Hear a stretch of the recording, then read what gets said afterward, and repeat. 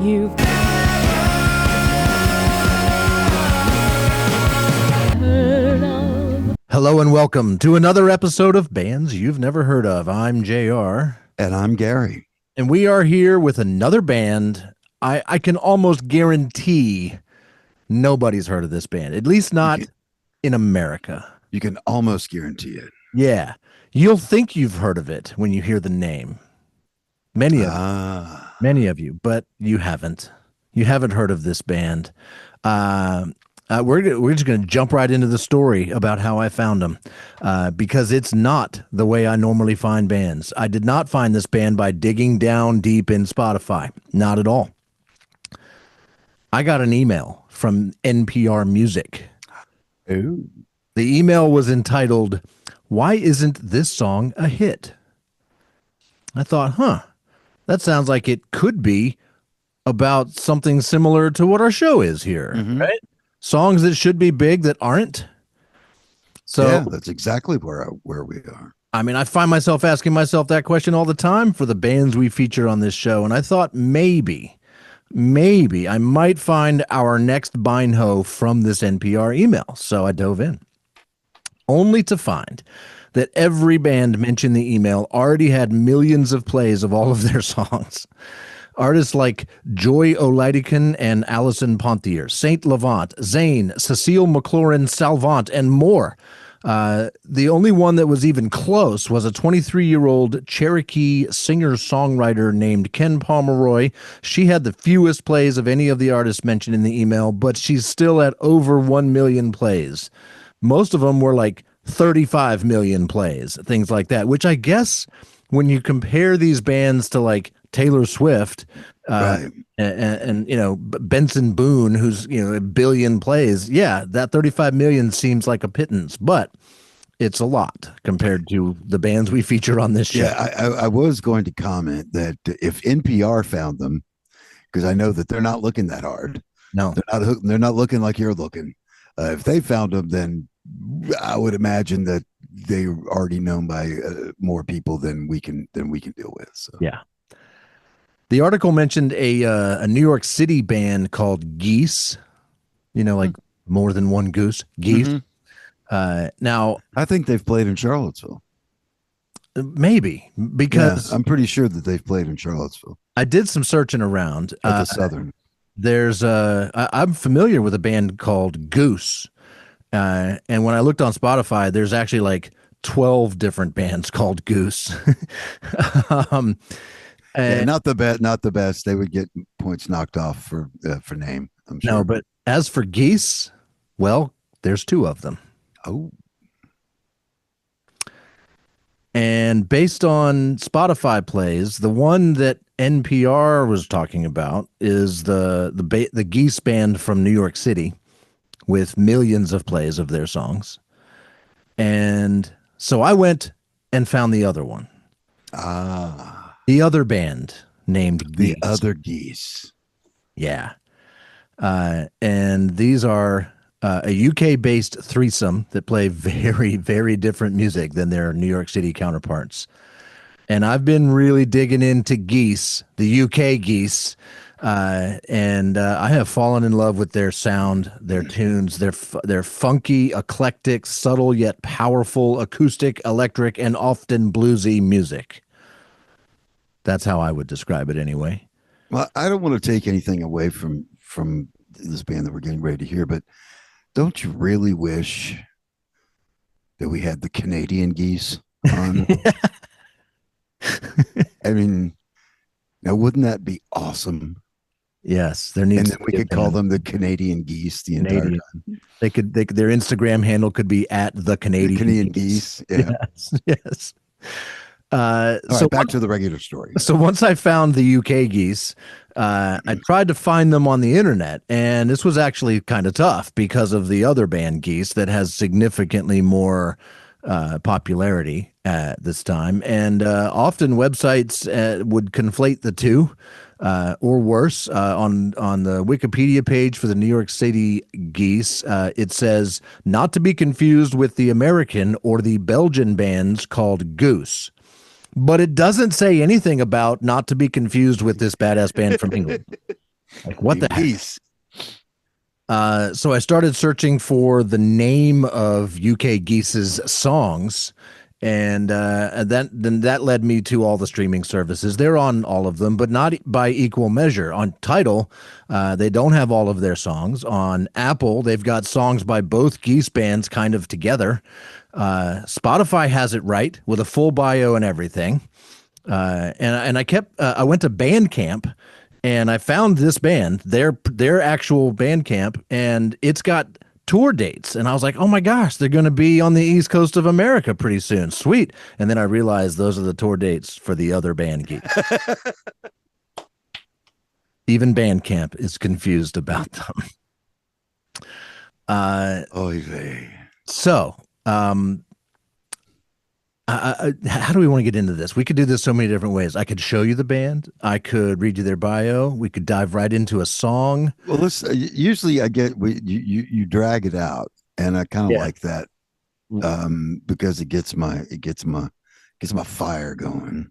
All right. Well, let me tell you about. I like the bio. The bios, because we judge all of our bios by the one bio, and that I think that's the place to start because that's where where a lot of people that'll make or break a lot of bands as far as are people going to listen to them, are you going to take that time? I know you're not going and buying a record or doing, standing in line at the register and getting all excited because the album art was awesome.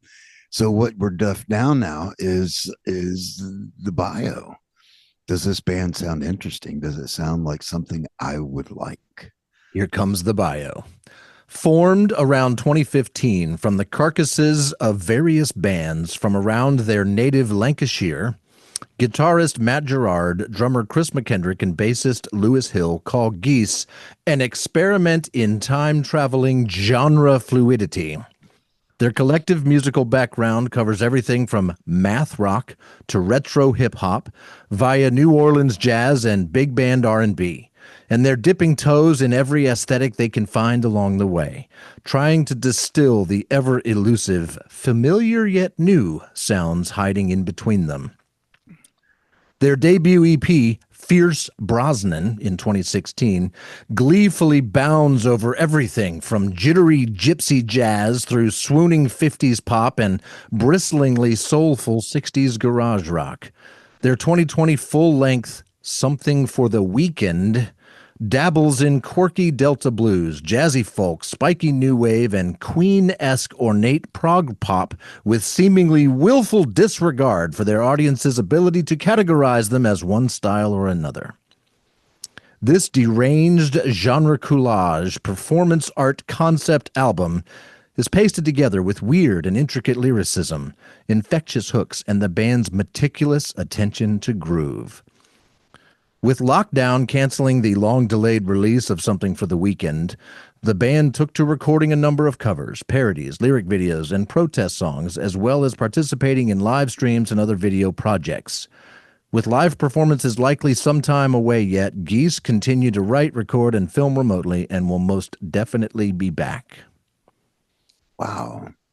So they haven't. So when did they finally release Weekend? Several years ago now. Okay. Yep. So this is an old bio, still written during the pandemic. All right. So this bio is top notch. Yeah. The wordplay,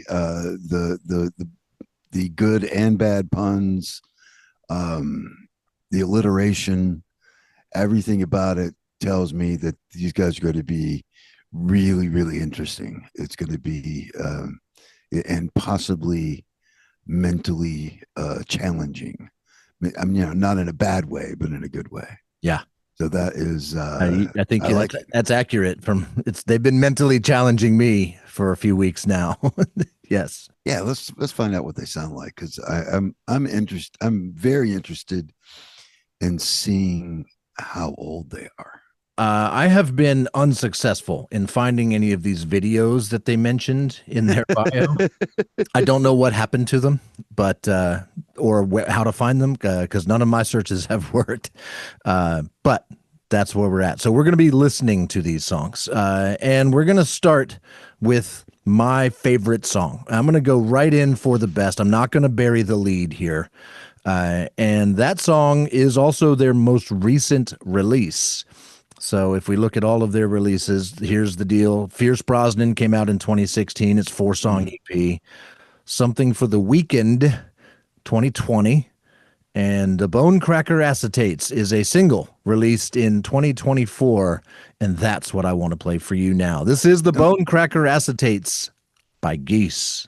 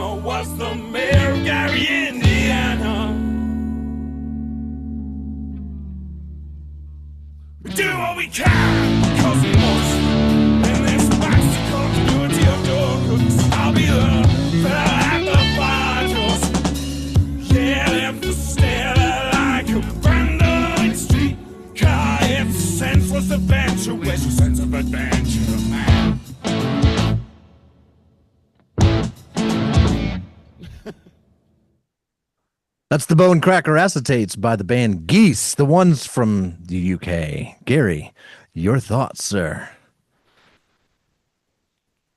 It broke me. Broke you mentally? Yeah, I mean, just I mean, yeah, I mean, it's challenging. Let's put it just put it that way. It's challenging when it didn't have to be, is what I want to say. Oh boy. Yeah, not a fan. Oh, The no, no, they made it. They're doing it purposefully obtuse with the way the phrasing is and everything. Uh, the first chorus where the mayor of Gary, Indiana, is Gary, Indiana, or it sounded like a bad edit, and then they repeated it again and again. It's like, no, you got plenty of room, you got the meter. No, and I think it goes with the cover. It goes with their logo. The goose, the geese is a bird.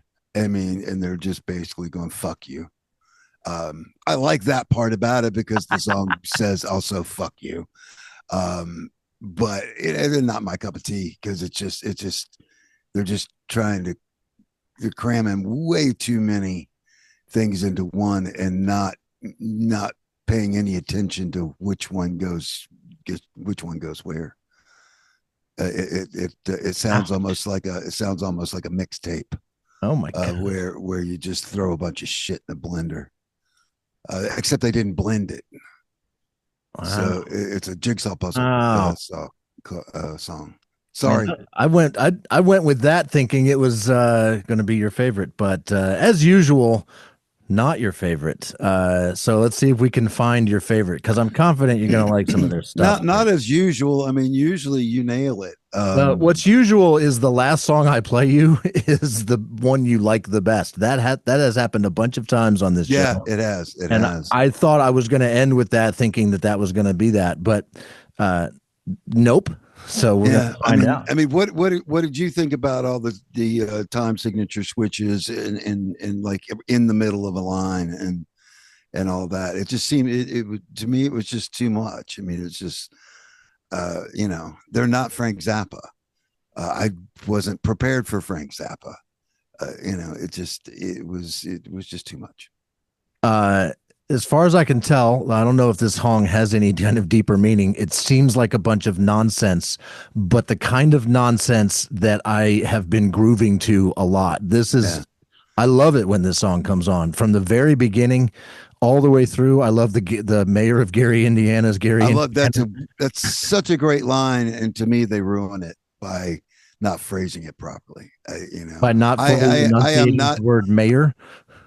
No, it's the between the two parts. It's the mayor of Indiana, the mayor of Gary, Indiana, and then it goes like that, yeah, and they rush, and they don't need to. They got plenty of room in that line.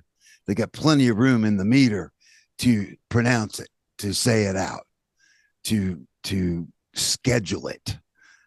And they don't, and he does it and that's on purpose. They're not fucking up. I mean, I don't want you to take anything like, oh, they just suck, they don't play right. No, they're doing that on purpose. These guys know exactly what they're doing. They're not just going and throwing shit against the wall, but they're doing it in such a way as to give you that idea that they're throwing shit against the wall, and it was just too much. Man, now I don't know what to play you next. I had a list. We're gonna see here. All right, we're going to move back to their previous album, their previous release, their full-length album, Something for the Weekend, that came out in 2020. And I think we're going to trust the general public and go with their overall most streamed song, which is the first song on this album at almost 9,000 plays on Spotify. It is called Southern Cross by Geese.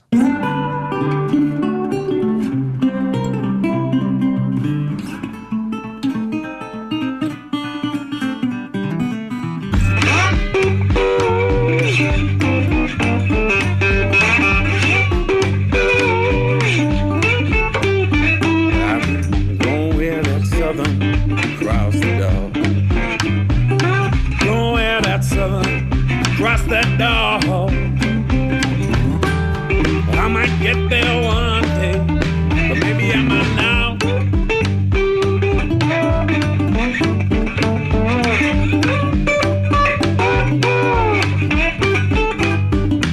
WC stand there, talk nowhere to get to.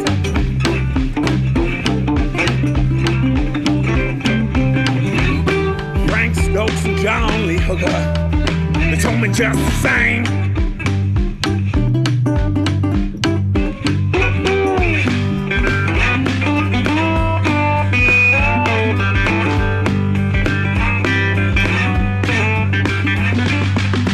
All my brothers, all my sisters, we're just grown organisms. Shake those chains and be forgiven. Gotta make those demons do your bidding. Your ship ain't sinking, we can ride it. Know your fate's still undecided. Must confess I'm so excited. I gotta sing, I can't hide it. Saying, all my brothers, all my sisters, where's this farmy organism? Shake those chains, be forgiven. Gotta make those demons do your bid. And your ship ain't sinking, we can ride it. Know your fate's still undecided. I must confess I'm so excited. Gotta sing, cause I can't hide it.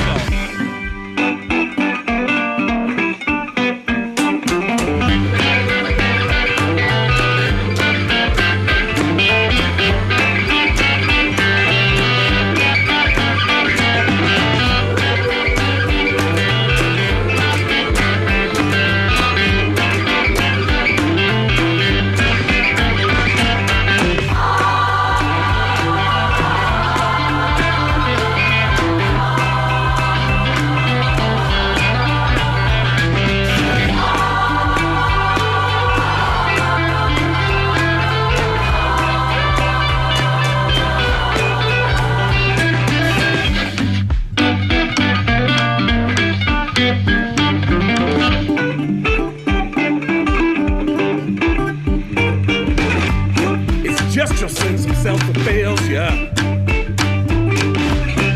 You are stronger than what ails you. Don't wait until you're dead. You're the God Almighty inside your head.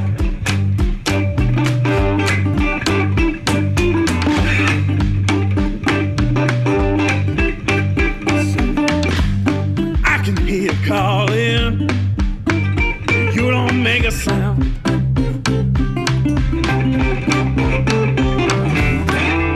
It's alright, I hear ya. I can help you out.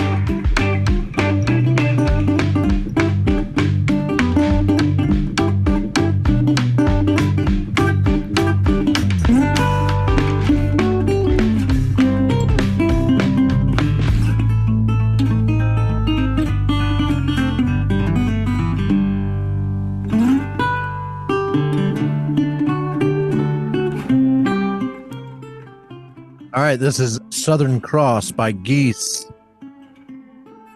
Still going, but we're going to start talking. Gary, your thoughts on this song? Oh, I like that one. Oh, there we go. I like that one a lot.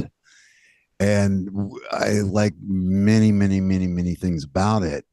All of this was, their choices in what they did. That, the overall sound of the instrument is that one mic in the middle of a room, of a wooden clapboard room, just getting all the bouncies off everything. And yeah, the vocals are kind of mushed under that in the beginning. The one thing's a little higher, a little hotter, a little next, and then it smooths out as it goes in. But then when the Then when the chorus, the choir comes in, they move it moves to more of a studio environment, and then they bring the wood room back in.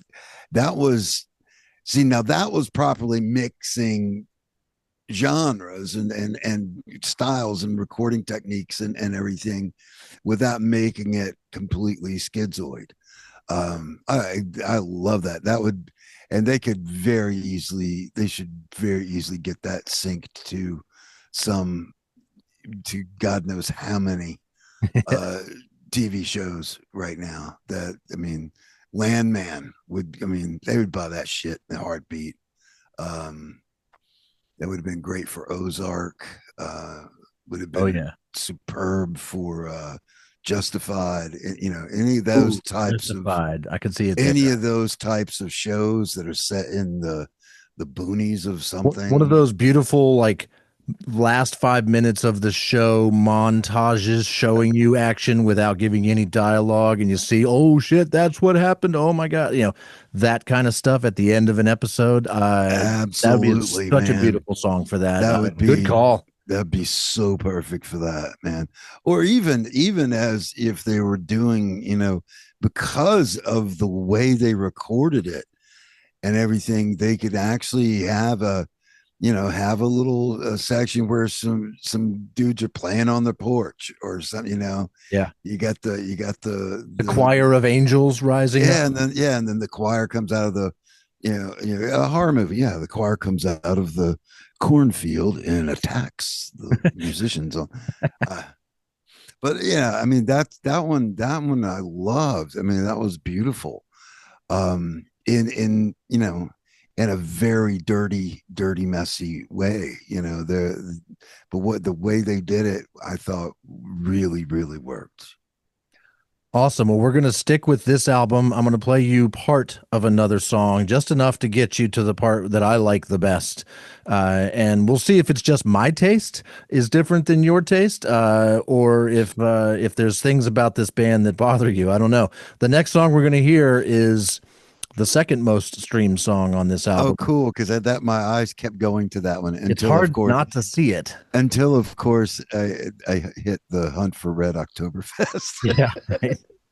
No, we're going to listen to 1,000 Wasps in a Jar. Just the first couple minutes. In a jam jar. In a jam jar.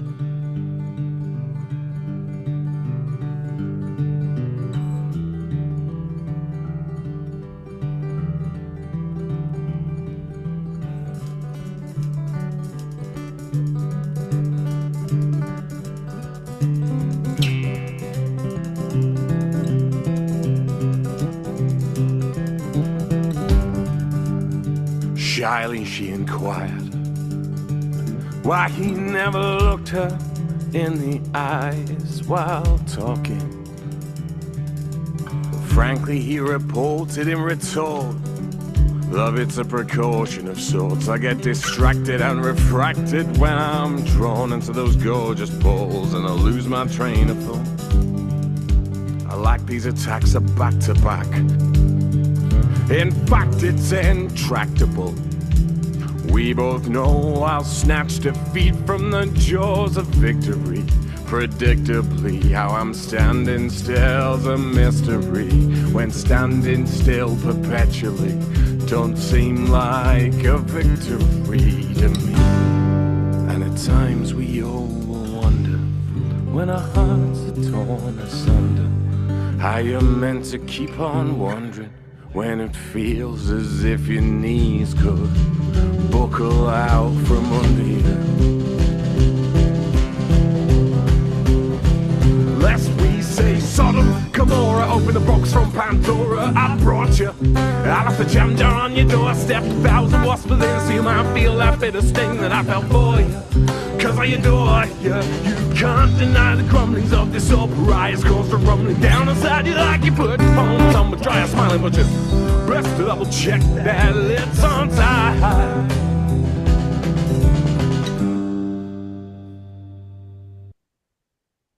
That's a perfect place to stop.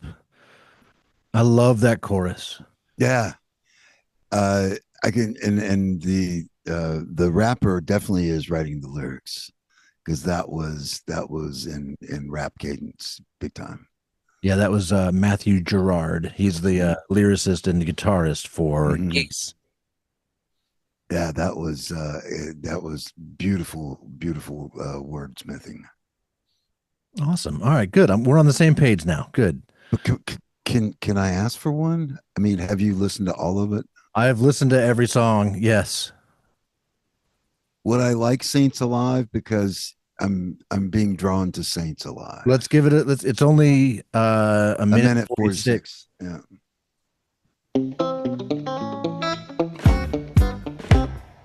Oh, Saints Alive. Actually, I think I have a better idea. Hang on. Let's go find their Facebook. We haven't been there yet. And I think they have a reel or a video of them playing this song during the pandemic, where they were all at their homes. Uh-huh.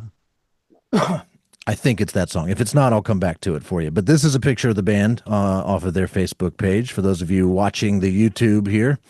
And let's go down to...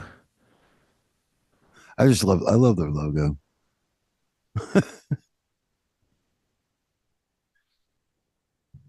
Their logo, their logo is fantastic. Why am I not seeing it anymore? Things have changed, by the way. They have a website listed on their Facebook page, but here's what happens when you go to it. Come on. But that's, what? That's not what happened yesterday when I went to which is annoying. All right, Reels. Here we go. Here we go. This is it. Same song. Cool. Except now we get a video and we gotta turn audio on. Oh, Saints Alive, for the grace go I. Prodigal son with the heavenly hang-ups, I can't abide. I don't need your diocese, your wafers or your wine. I've got my own philosophy, I'm doing fine. What a way to live, it's wearing kind of thin. Eking out and living out by the bins.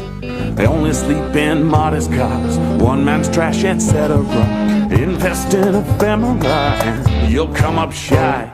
Well, walked 1,000 miles and I've never seen the sea. Really should while I still have the chance. It's just it's so enormous that I feel it could absorb.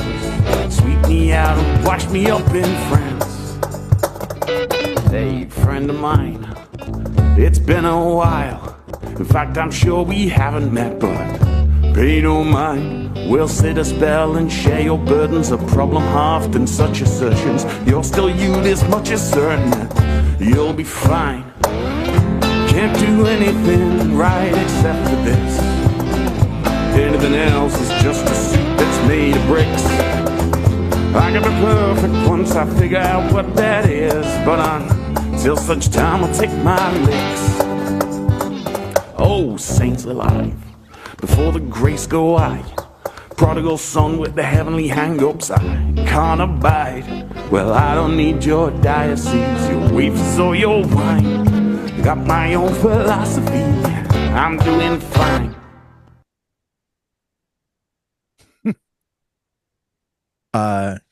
What do you think? Saints Alive by Geese. It wasn't what I was expecting, but I like it just as much. So that was awesome. And so, and those do prove that they know what they're doing, and they're doing whatever they're doing it on purpose. Yeah. Which I mean, so, the first one was just not my cup of tea, but like I said, I could see what they were doing. It just wasn't real crazy about it. But the other ones so far have been fantastic. My favorite hands down Southern Cross so far. So we are about to be interviewing this band from across the pond, and I'm pretty excited about that. We've literally got 14 minutes from this moment as we record until they are scheduled to join us, and we are both going to need a breather. So we might have time for one last song. And Uno Mas, and it's the first song on their first EP. So for the thousands of people that listened to their first EP ever, this would have been the first thing they heard. It's called Invoice by Geese.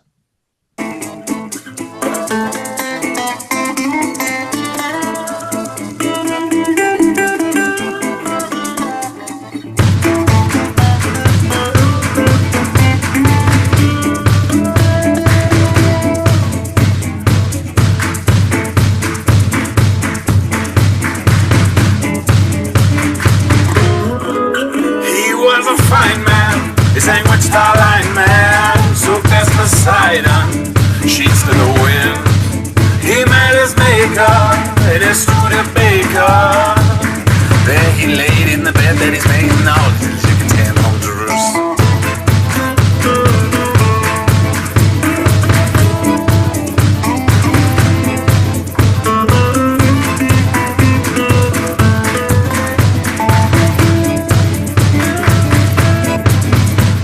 Seeds are sown, the danger's known. You'll face the man alone as the credits roll. He'll take away your toys, he'll mute your voice. You always had a choice as he taps the bottom line on the invoice.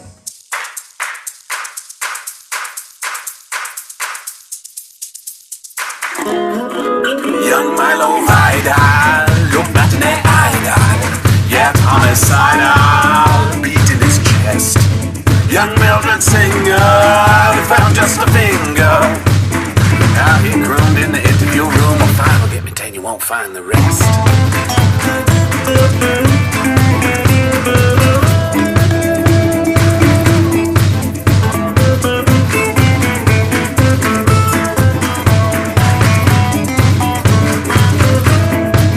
This ragged wastrel, this wandering minstrel, he kept a pistol under his coat. He lay with Delilah, drew eye from Ira. She slipped a Mickey up on his chin, Ricky and Mister ran a razor blade over his throat.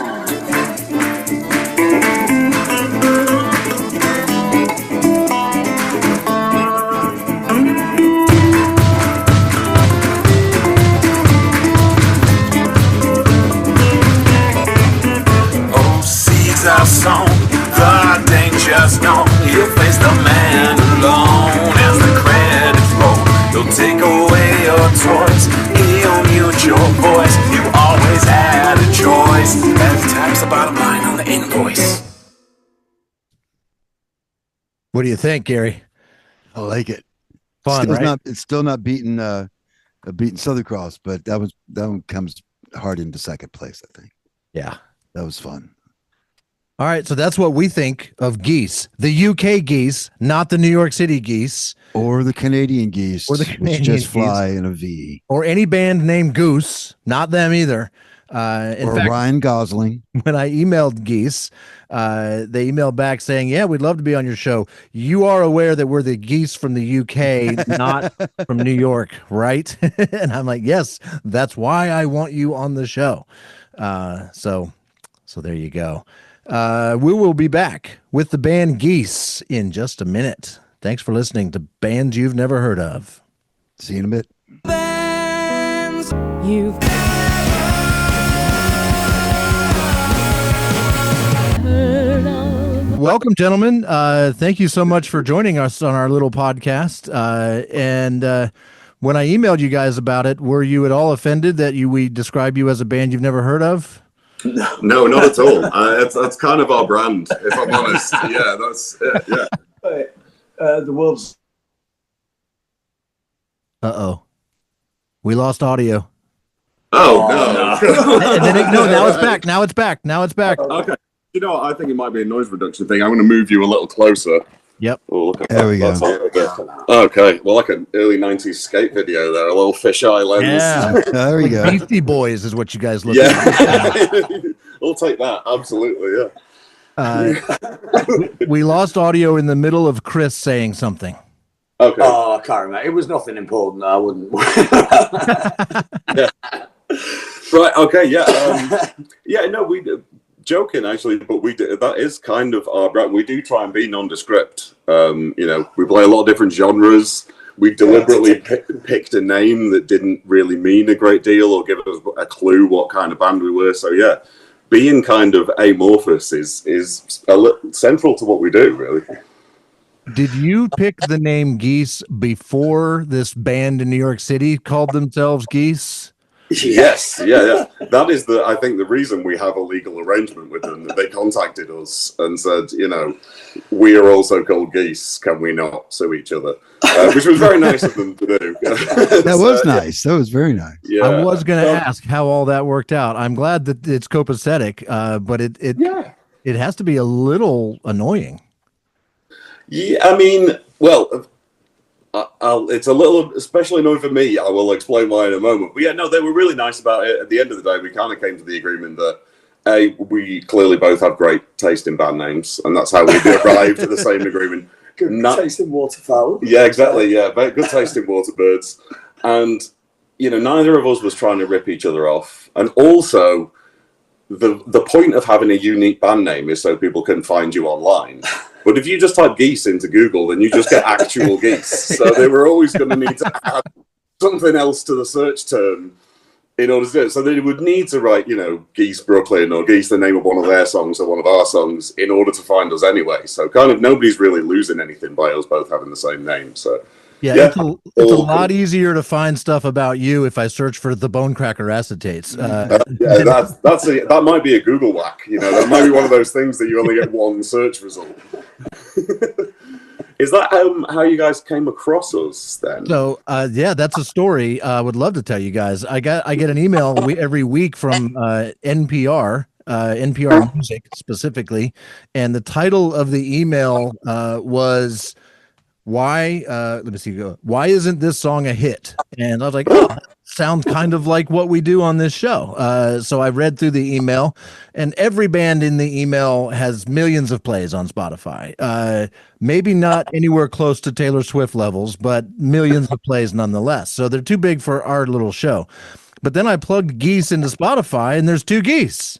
There are indeed two Geese. And I didn't know which one was which because I hadn't heard music from either one yet. So I plugged in. I happened to click on yours first.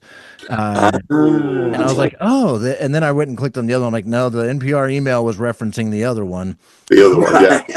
that took a second to click for me. Yeah, I was like, oh, were we in NPR? Oh, no, we weren't. So in a weird way, it is because of the other band named Geese that I found you. One of the things that we do appreciate about it, people do ask often, you know, is that all cool? Are you happy with that? I mean, they're doing better than us in terms of like pure numbers. So really, we just kind of benefit by osmosis. Yeah. I'm sure they're spending a bunch of money on marketing and touring, and we are getting like followers and stuff from it. So yeah. We're fine with those guys. We're really happy with them. You have at least two accidental fans because of it. Gary, what were you going to say? I was just going to say, as JR told me that when you contacted him, when he contacted you, you did ask, are you aware that this is not the Geese in we do have this, as Chris calls it, the mutual non-aggression pact. So I do make sure. I have been contacted before. Which ties into what I was going to be saying before about how there being a band with the same name as my band is particularly annoying for me because I've had this situation before. My last name is Gerard, and a guy called Matt Gerard did all the music for High School Musical and Frozen, and it was like produced Bieber and stuff like that. So I've kind of been here already. I've had people contact me asking for, you know, unreleased Miley Cyrus material and stuff. And it has crossed my mind. You should just throw some stuff together and put it out. Yeah. This is really, really unreleased stuff. Yeah. So unreleased, she has no idea it was ever recorded. No memory of it. Several websites are confused. They still conflate your stuff with the other Geese's stuff, like Bandcamp. I find you on Bandcamp with your album, cover art and stuff, but then it's got like a bunch of tour dates on the East Coast. And I'm like, oh, sweet. Maybe we can interview this band in person. And then I realized that's the other Geese. That is something that has happened. We have done some stuff where I think it was Bands in Town, if you're familiar with that platform. the conflation was happening so much that we just swapped accounts. We were like, this is easier to unpick. You just take our username and password and we'll switch them around. But yeah, I understand there is some weird confusion online. I'm thinking maybe those tour dates are pulled from another website and it's not the band themselves that are administrating that. But yeah, again, probably not harming us, unless poor people, you know, buying tickets to try and see us in New York, and then they're like, "Who are these guys?" You know, which is probably not happening. Yeah, maybe they're getting some accidental fans. Yeah, I'm sure. Yeah, that's it. Yeah, that's why we've got so few. you're trying to keep the confusion down. We understand. That's very nice. I mean, what kind of music do they do? Should we just merge them ultimately? Yeah, I mean, we could try floating that to them. I listened to a couple things. It just wasn't my cup of tea, and it's been weeks now since I did that, so I couldn't tell you what kind of music they do. I've literally been listening to you guys on the daily in my headphones as I exercise, at work, just all day long at work. I'm constantly tapping my feet, banging my desk, like enjoying the hell out of it. And I want to ask about the arrangement of the band. You guys, it depends on what song, what kind of percussion I'm hearing, right? Clearly you're using a cajon sometimes, or a djembe sometimes, or a full drum set sometimes. How does that work for you guys? I mean, clearly in the studio it's no big deal, but what about when you play out? How do you choose what to do? We kind of usually only use one or the other live. There's usually, even if there's a cajon version, there'll typically be a live acoustic version as well. So, well, if we're doing an acoustic set, maybe I'll take out the cajon. But generally just the usually a full kit. Yeah, full on. Yeah, I think it kind of came about through the fact that, you know, we've got some of these kind of folky acoustic songs, so we would often get asked to play at these like sort of folky acoustic events.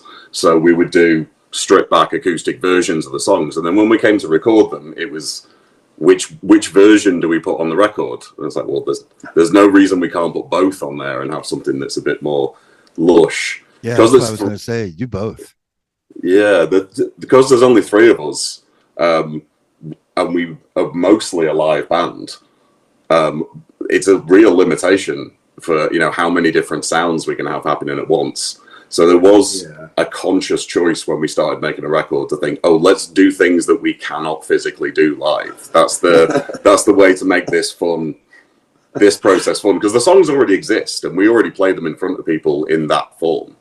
So they kind of they have, you know, functional living versions. So we jam and improvise a lot when we play live. So it's not like having a concrete version of the song is particularly important to us. They're more kind of templates that we jump off from.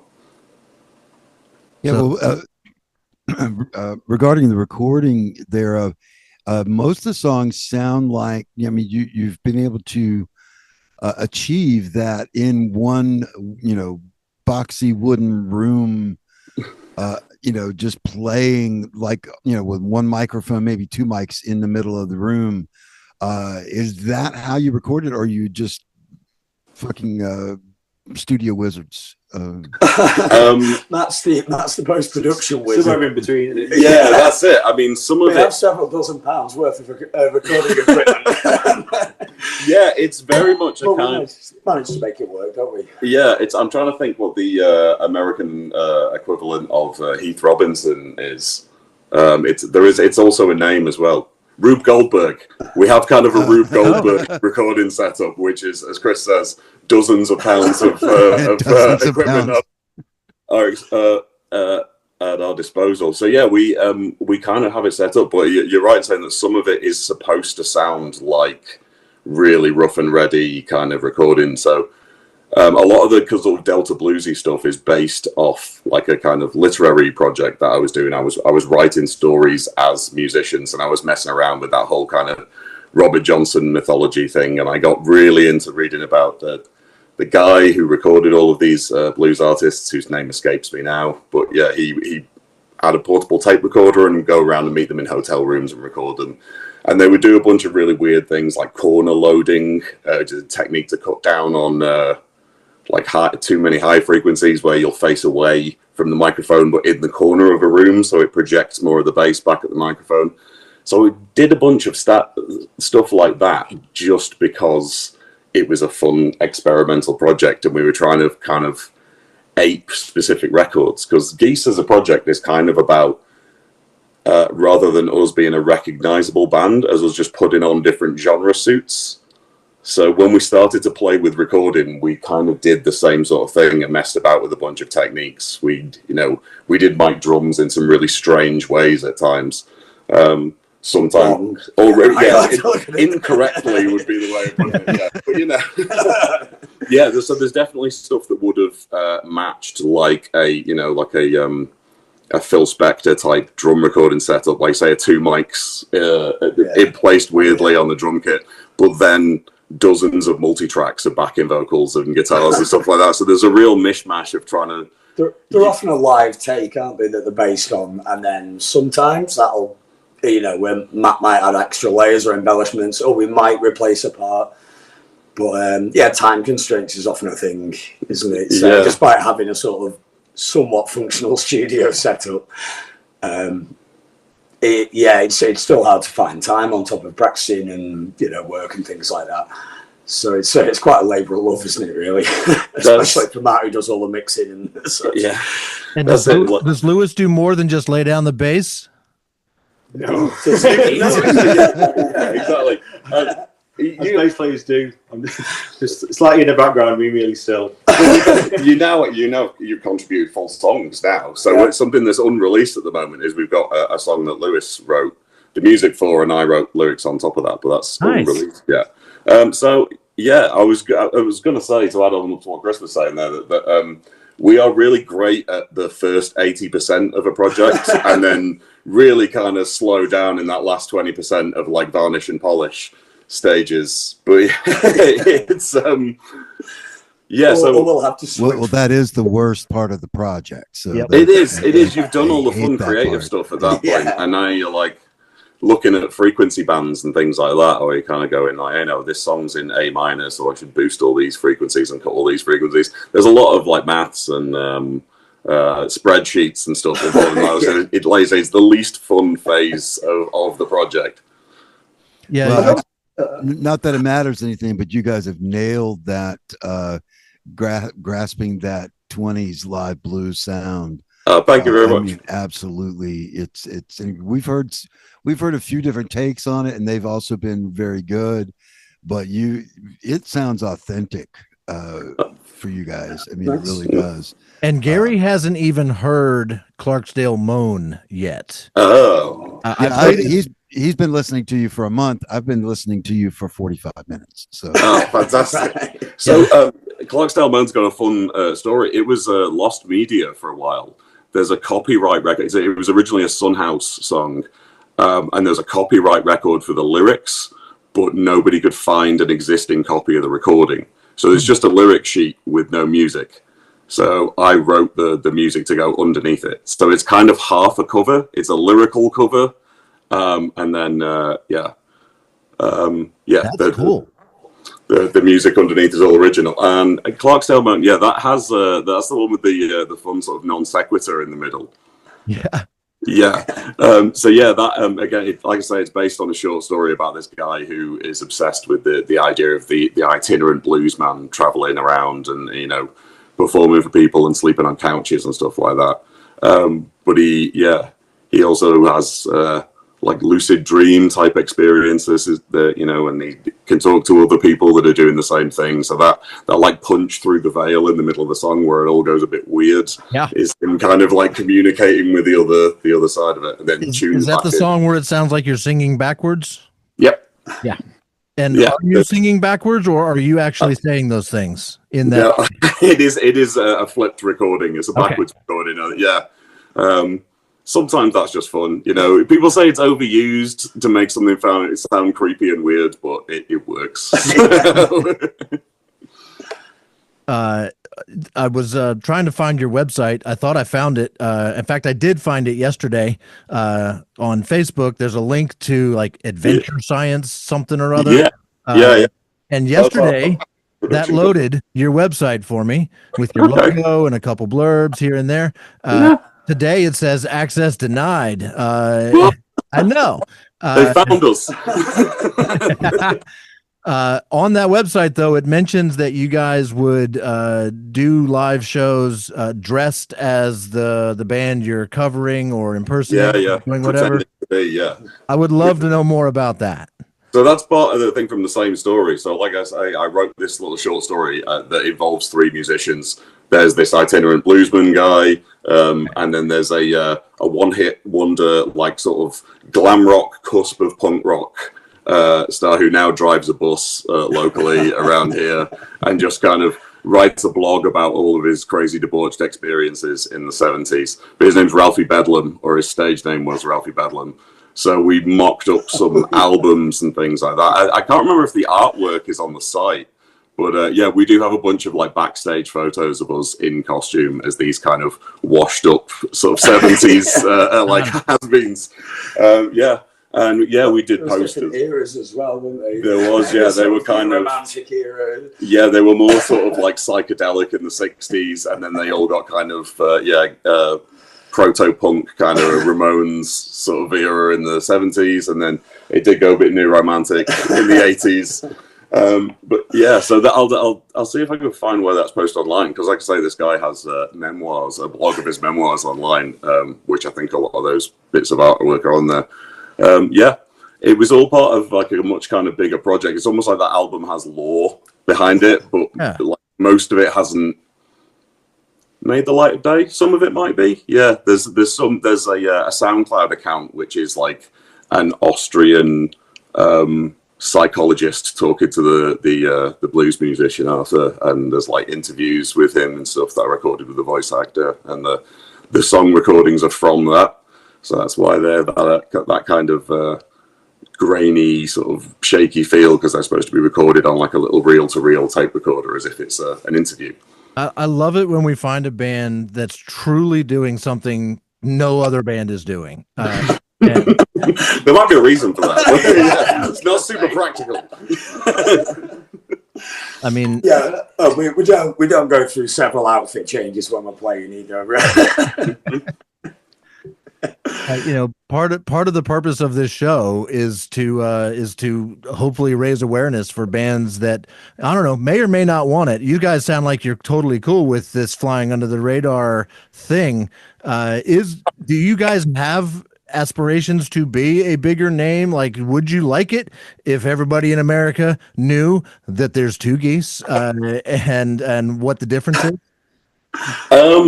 I would say we did definitely make a conscious decision to not really focus on making it. So it's a lot of the work side of it we don't enjoy, especially the older we get, the less our horizons. It's just kind of. But it's we're not from like a major metropolitan city. We're not really in the position to just move to one and start calling record labels and stuff like that. And the people around us, just all the bands that were in our local scene that kind of had that trajectory that they were going, it's a lottery. It's a really difficult thing, and it's so much work, and you have to compromise so much about what you do to make yourself fit in that marketable niche that your label is going to shoot you at. Which is kind of like what I was saying before, that we don't have a fixed genre or a fixed style or a fixed brand. That was something that was like a liberty that we took, a luxury that we decided we had if we weren't going to try and fit any molds. At the end of the day, we just like doing this. Yeah, I think we all kind of realised that even if it never came to pay the bills quite, we still weren't going to stop doing it. So it doesn't really matter, you do it for the love of doing it. Yeah, we're honing our skills. Yeah, exactly. Just getting better all the time. Journeyman, yeah. That's it. Yeah, we do it because we like it, and the more people that like it, that's wonderful. But it's not really why we're doing it. At the end of the day, we're from we've got a really good community of artists here, musical and otherwise. And they're our friends, and they make stuff, and we enjoy it, and it's just kind of a back and forth.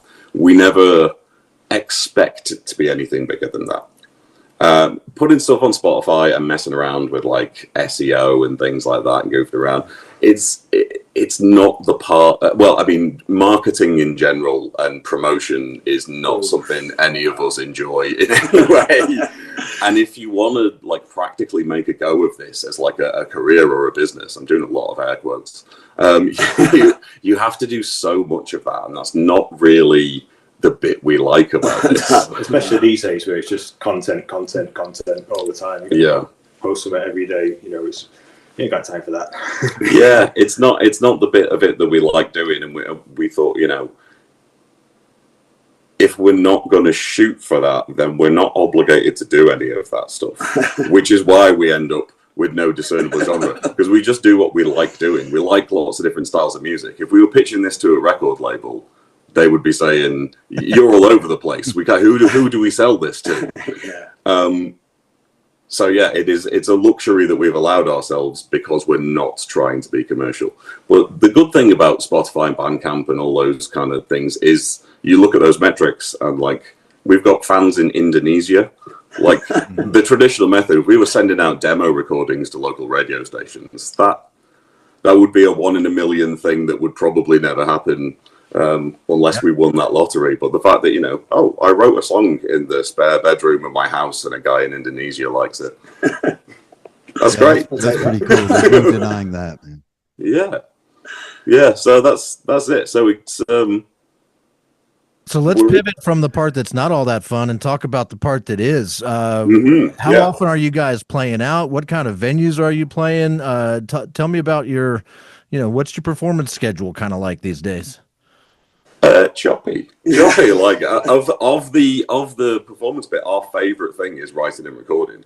So we do have a bit of a tendency for people to come to us. We're not the most like shopping out. So basically, any venue that's kind of had us in on a random whim will then have us back every sort of 3 to 6 months forever. We've got a couple of local fans, haven't we? Yeah, I mean, and while our town's pretty small, we've only really got like one indie venue here. We're in the north of England, so we're really close to Liverpool, Manchester, you know, and a bunch of other great cities. So, and we've got like, you know, allies in each one of those who'll have us back repeatedly, which is as much live performance as we want to be doing. We've occasionally, I think, not so much Geese, but more other acts that we've played in have done the odd festival here and there. And music festivals are a big thing in the UK. There are dozens of them. So that's probably about as big as we'd expect to go with that. We don't like. I think touring now is a lot of it is intended to promote. Which we kind of we're happy for people to just sort of stumble on us, and we perform in places where they know us and we like where we know we fit in there and we know there'll be an audience for what we do there. So yeah, it's fun to have these little kind of get-togethers. I'm really trying to not say things like sort of exclusive or underground because it's just unpopular is what it actually is. But that's the thing. Like I say, we're not great at the promotion and stuff like that. So we've always just been like, we'll show up and see who comes. And I think that's our strength as a live band because we don't push into a particular genre corridor. It's not going to like, they sound like Metallica or the Red Hot Chili Peppers or whatever. And it's you kind of get put into a lane and then you get a certain type of support slot. You kind of come back time and again because I think most audience reviews of them would like, I would struggle to describe them, but they were good. You know, I enjoyed them. I couldn't really tell you anything about it.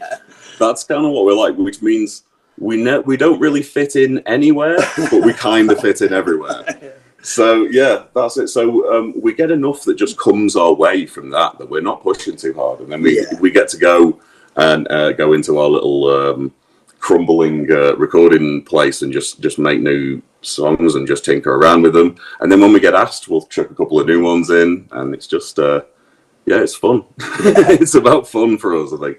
And people that listen may find a lot in common, or they might really gravitate towards certain songs and not other songs of yours because of those differences. We found that earlier tonight when I introduced Gary to your music. I didn't want to bury the lead. I started with Bone Cracker Acetates because I fucking love that song. Thank you so much. We do. Gary, not so much. I don't know what's wrong with him. He didn't love it. That's fine. I was a little worried now because part of my goal is to find bands that I think Gary's gonna like, and he didn't. This is one of the first times I was like, not my cup of tea, and he's just like, I caught him speechless. My favorite is Southern Cross. Yeah, I played Southern Cross next, and we got him. We got him back. What did you love about Southern Cross, Gary? Well, I love what we were talking about before that one mic, two mics in a room. But then you, when you bring the chorus in, when you bring the choir in, it goes into more of a studio thing, but you seamed it perfectly. I mean, it was just like it flowed, because we've had some bands that will, when they switch techniques or whatever, you can tell it. Chop, there's an edit. Chop, you can hit the edit. And that was just perfect, seamless. And then you came back and did it again, so it was okay. They didn't fuck up. They meant to do that. And that was the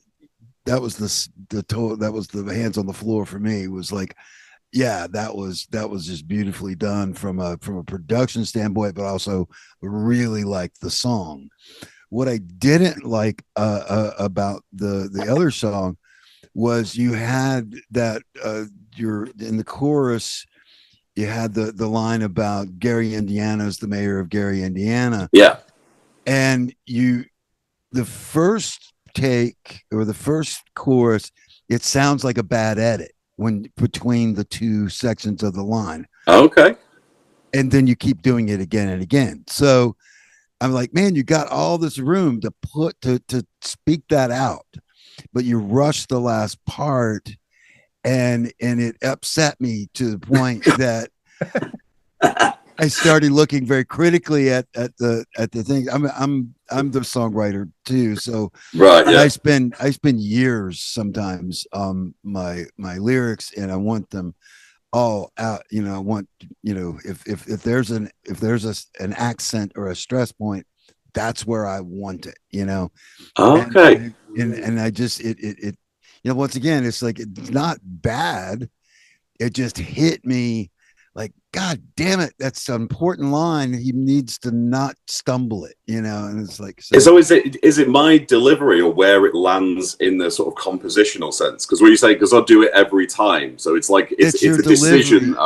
It was a decision. It wasn't a fuck up. Right, I see. It wasn't. Oh, the first one does. The first one sounds like a bad splice. It was. It could be. It's He's only heard it one time, and it was I've only heard it one playing time. it to him from Zoom. So there's all sorts of possibilities here. Yeah. But I just love that line. That line I just felt deserved better than you gave it. So what does that line mean? Because I definitely Googled it, and there was never a mayor of Gary, there wasn't, named Gary, Indiana. So, but the Bone Cracker Yesterdays, on the whole, as a song, is kind of about what we were just talking about. The fact that even if we're not going to be a big commercially successful band, we're still going to do this. So in a general sense, the song is about the inevitability of you being yourself. So, like, as much as you try and force yourself into a different mold or be somebody that you're not, you will eventually end up as you, because you're, as hard as you try, you're not capable of being anybody other than you.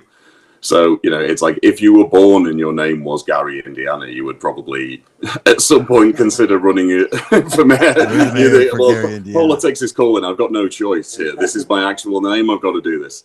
So yeah, it is. On the whole, that song's about, like, accepting that you're going to be you.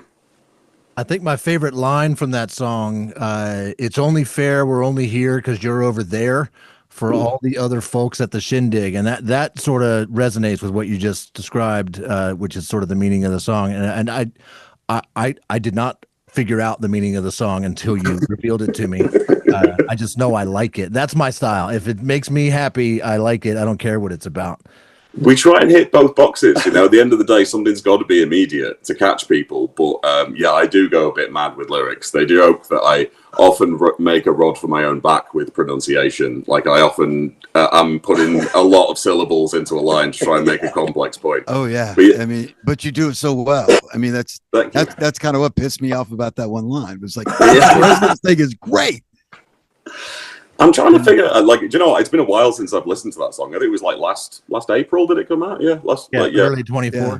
Mm-hmm. Early 24. Yeah, I'll have to have a listen back to it because I'm intrigued now because there's a very decent possibility that it is a bad splice, and then if not, I'm thinking like, how should it fall? Because I definitely do that with songs. I'm trying to think of an example now, but there are songs that I listen to that I love the song and I love the artist, but I think, oh, those two phrases should be the other way around. Oh, God, like it flows better the other way around, or that almost rhymes with this word that means the same thing. Why has he forced that rhyme there when you could have just used this word instead? And yeah, I absolutely do the same thing all the time when you have like a preconceived idea of where you want it to land, and if it doesn't do that, you're getting into it, and especially if it's the first or second time that you've heard it, so you don't know what's coming up.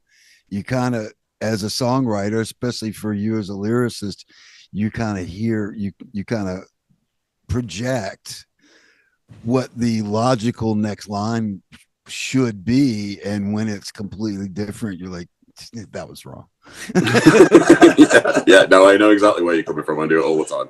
I wouldn't have been surprised if you spoke with some unusual cadences, right? Just because, based on everything I've heard. Yeah, I mean, we are from the north of England as well, which has about 15 accents, which, given its geographical area, is astonishing. Yeah, 10 minutes on the train, and the accent's subtly different. Yeah, that is true. Like, I don't imagine that folks in the States get a huge amount of exposure to the northern accent. The last time I was over there, I did have people guessing that I was Australian or Dutch or something. They did not think I was British. We're not too northern though overall, are we? Like, you get a very thick northern accent. We're not too bad for it. Yeah, we're at the milder end of things. So yeah, it might definitely be that I do have. You guys are from Lancashire, is that right?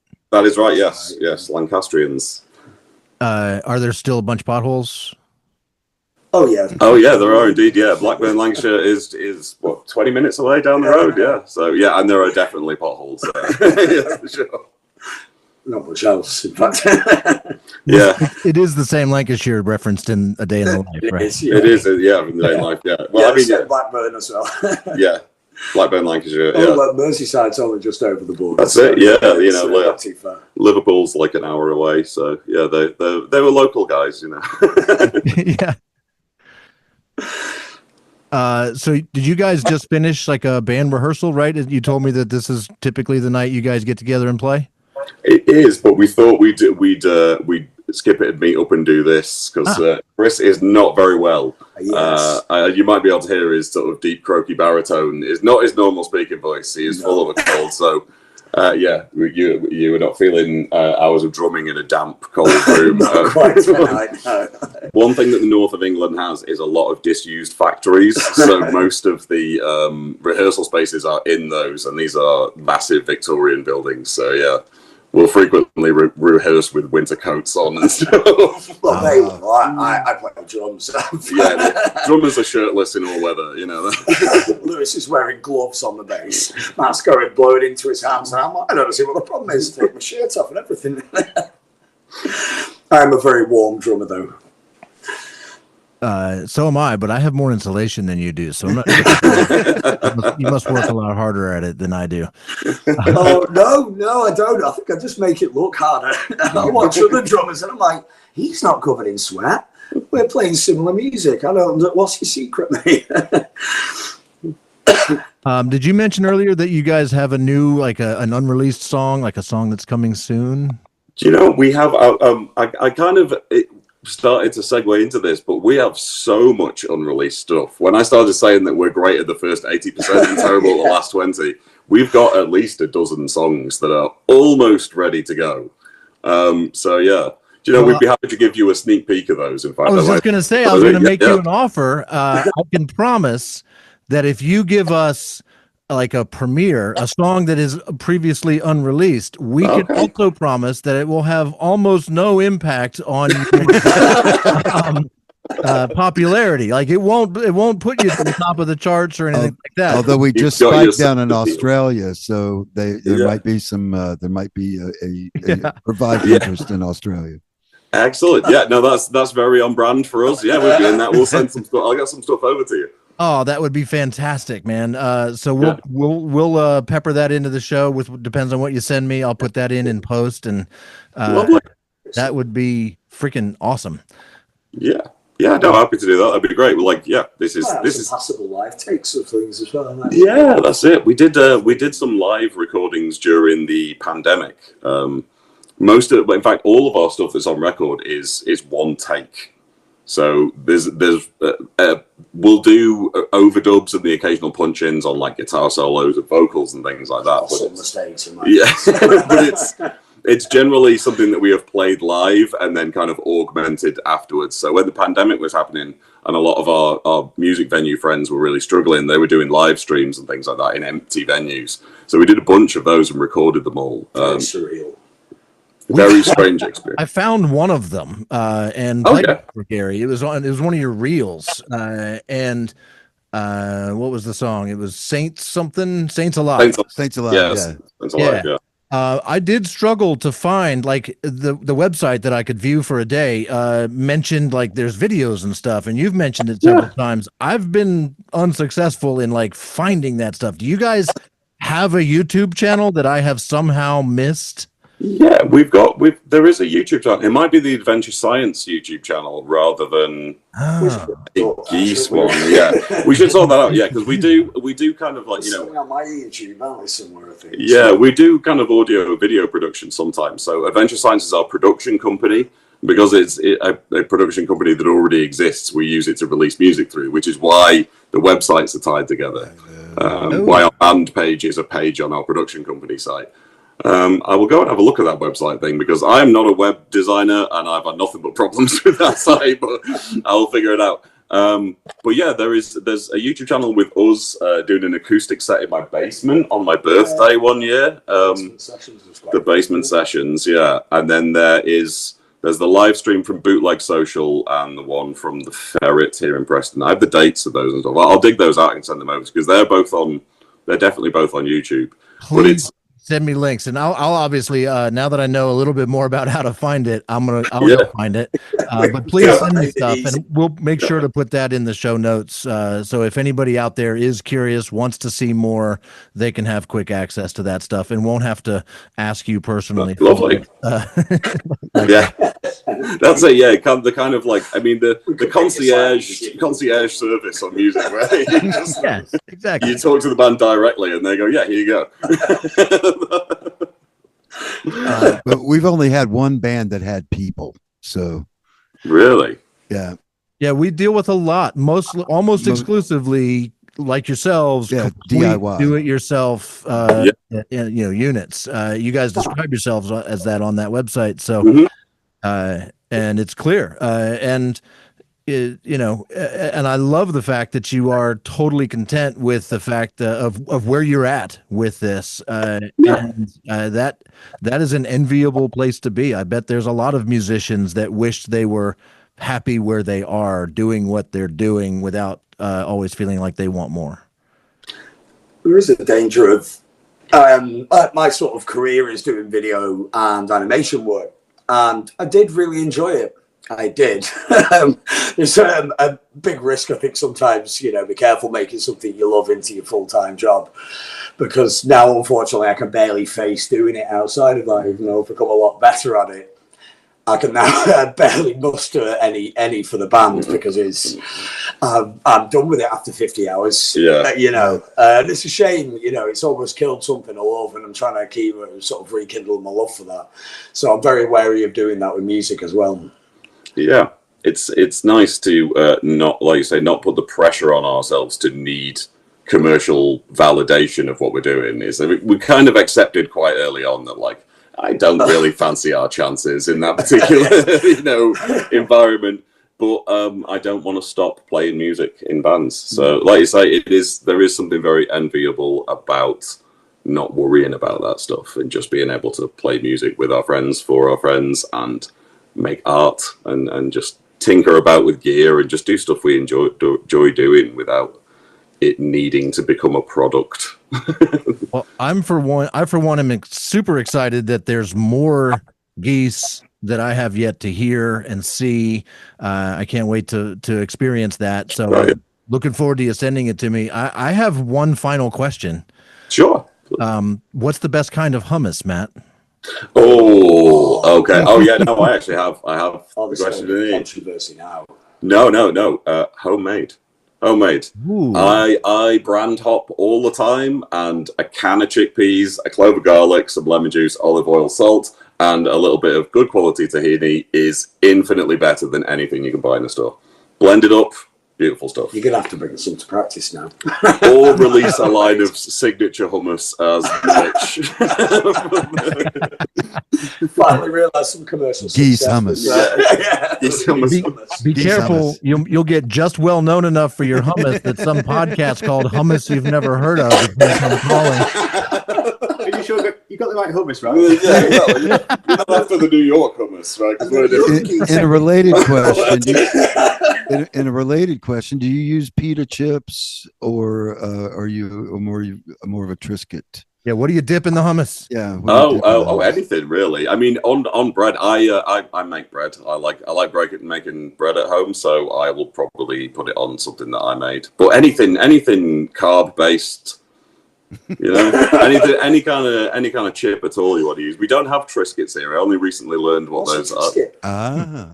Yeah, I don't. Well, I learned where the name comes from. The tricks bit is because they were cooked with electricity, and that was like a really fun marketing thing in like the 1910s or whenever they were first invented. Yeah, because everything was fire. Yeah, exactly. Yeah, the first thing, we cook this in an actual oven. That's My favorite hummus is a caramelized onion hummus. That's a good one. That is a good one. Yes. Yeah. Definitely. Jalapeno is also a good addition, and do like a. What are we dipping in this one? Yeah. What do you like? Do you? Sweet chili and lime wheat thins. Okay, that is a good one. Healthy choice. It is a healthy choice. That is good to have a healthy dipping vehicle because then you can have more of it.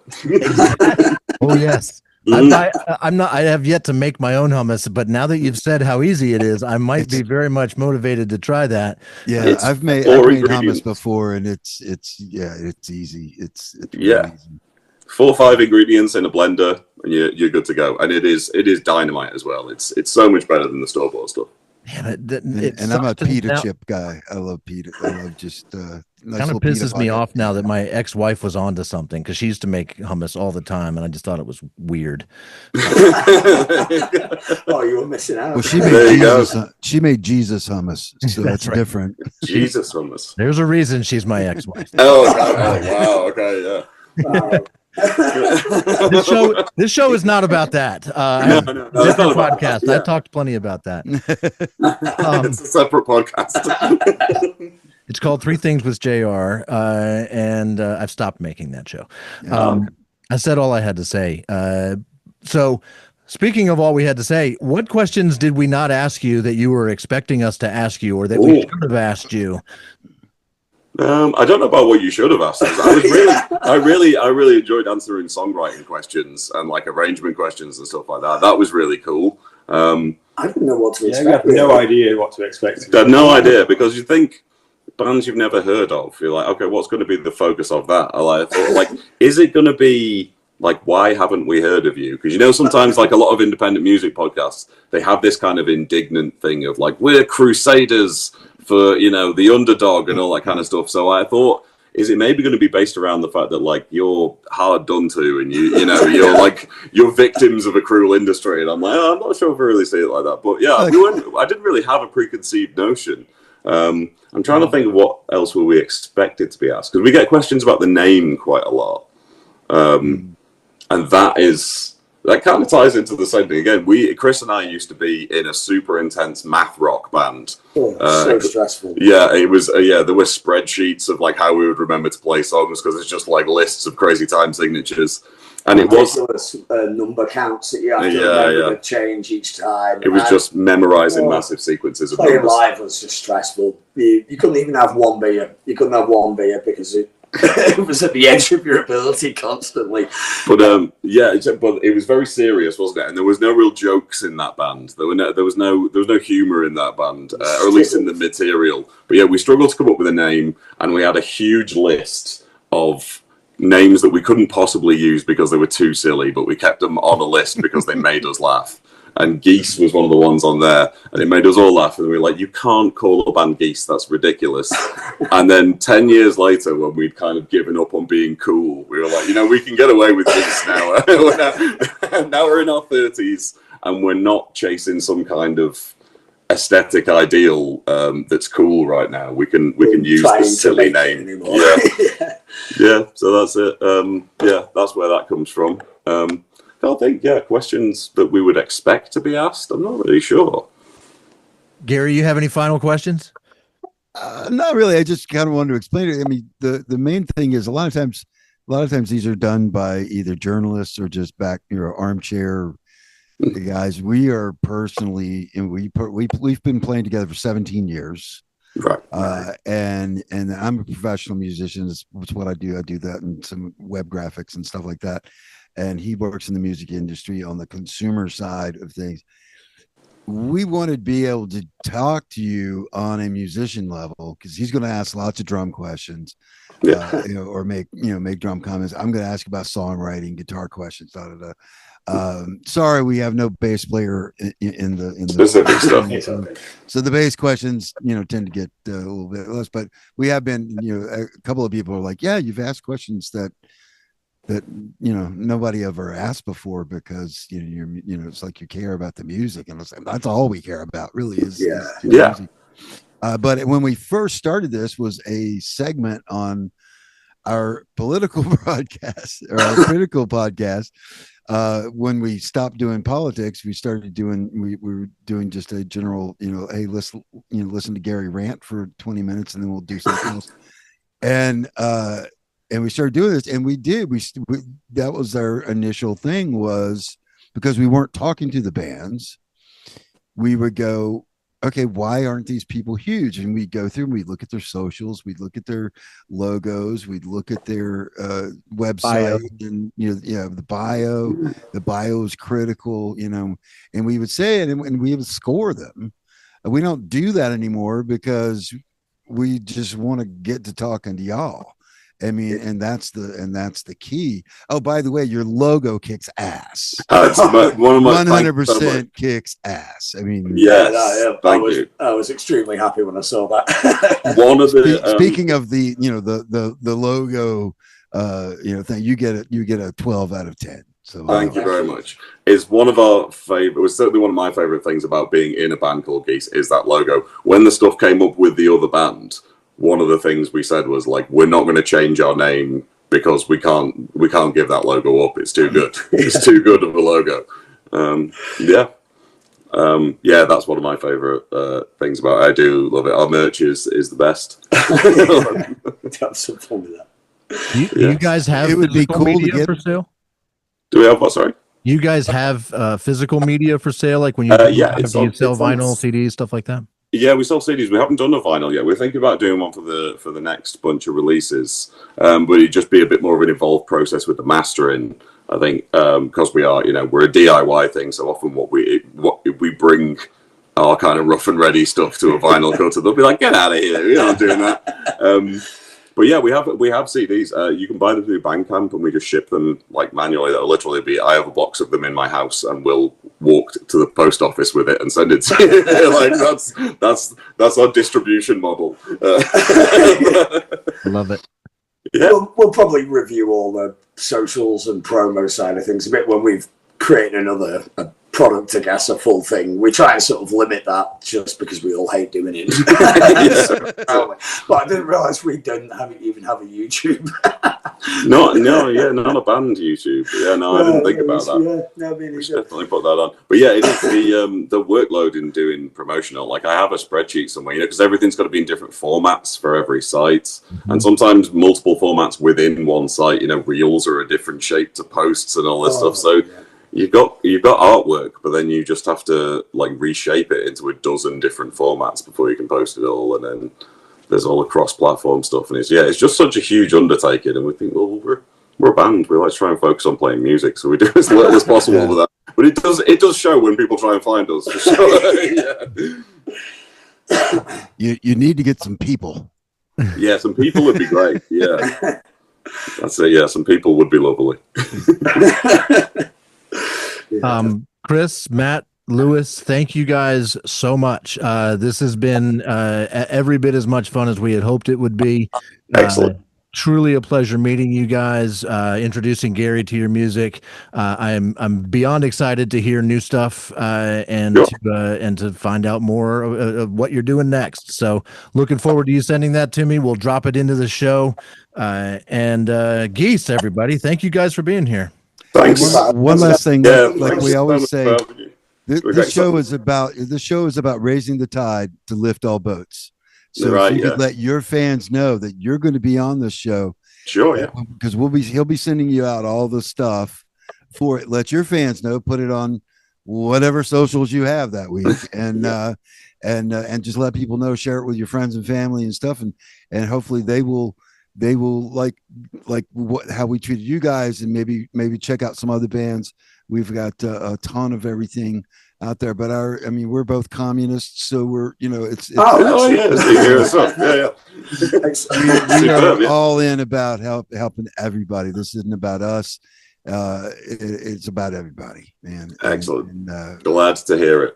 Send us some of your music as well, too, please. I'd like to hear some of your music. Yeah, that'd be great. Send some to I'll send some download cards. Fantastic. Superb. Thank you. Great stuff. All right. Thanks again, guys. Thanks so much for having us. Thank you very It's been much. a blast. Wonderful. Thanks, guys. Thanks again. All right. Take care, fellas. Bye-bye. Bye now. Bye-bye. She'd sway like scarlet boughs of oak, twist and spin and unseen thermals, unencumbered by a purpose, ever rising from the furnace, just like embers in the smoke.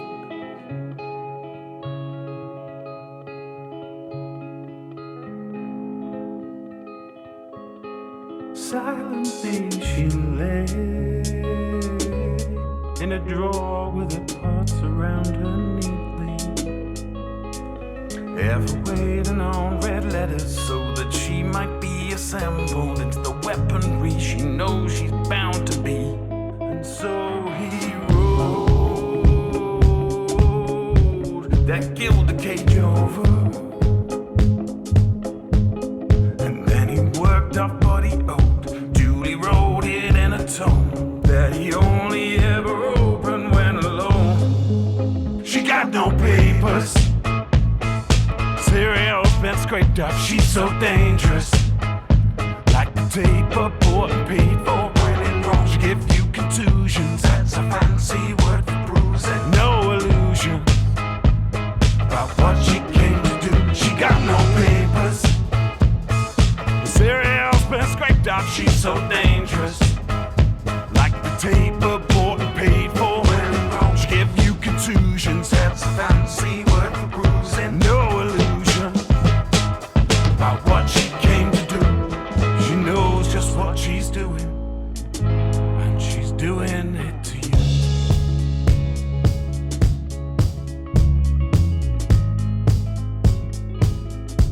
You will find her tucked under the arms of those with worn and hardened hearts. She knows she's born to bring the devil to your door.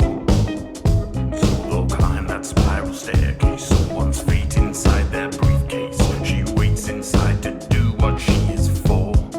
In repose, she sits indifferent as a stone,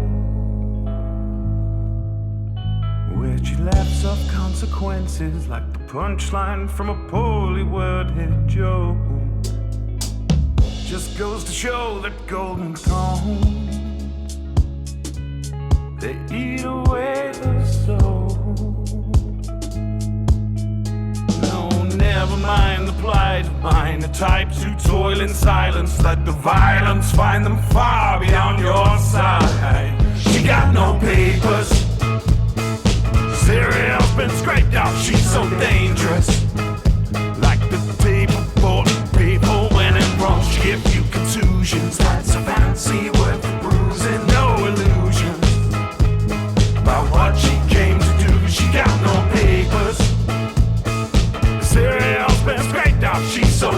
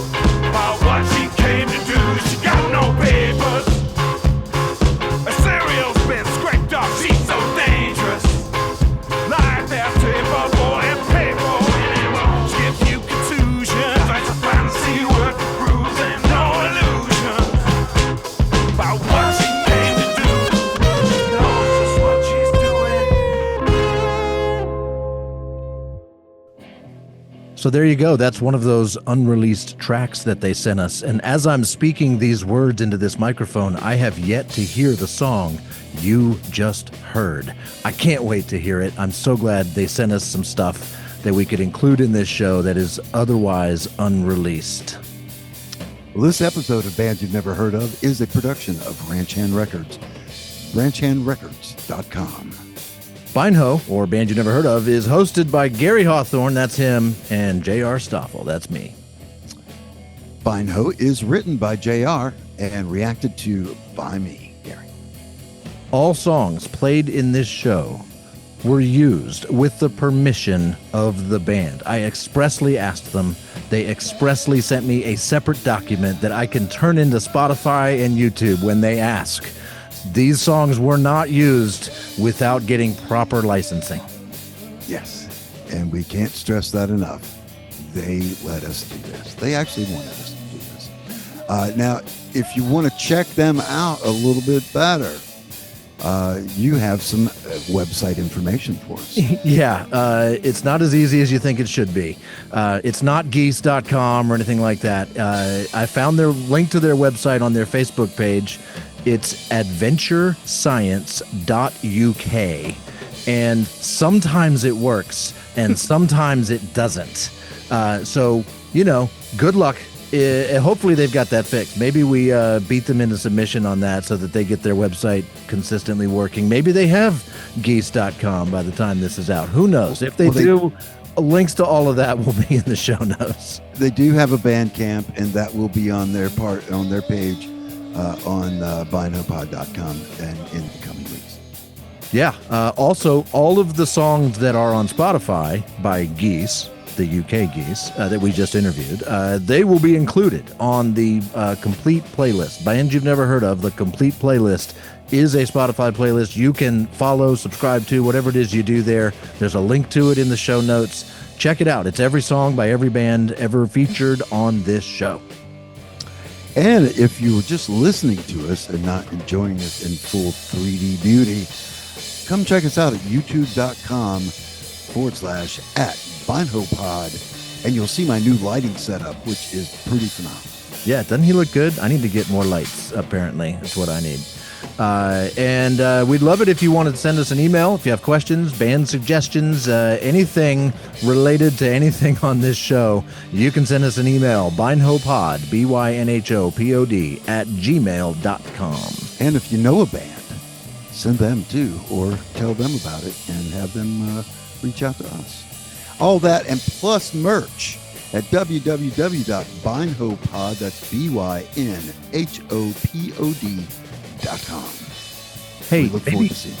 Maybe send this episode to a friend too. Tell them about this show, because that's the rising tide floating all the boats, is more people finding out about more of these bands, and that's our mission. So if you want to help with that mission, all you got to do is tell a friend about this show. Yeah, tell a friend, send them share it, send them an email, send them a text message, anything you want. Write a review on Apple Podcasts. I hear that really helps. We wouldn't know. We've never gotten one of those. But, if you want to try that, that'd be cool. Yeah, that'd be awesome. But until next time, we'll see you later, man. Thanks for listening, everybody. Thanks.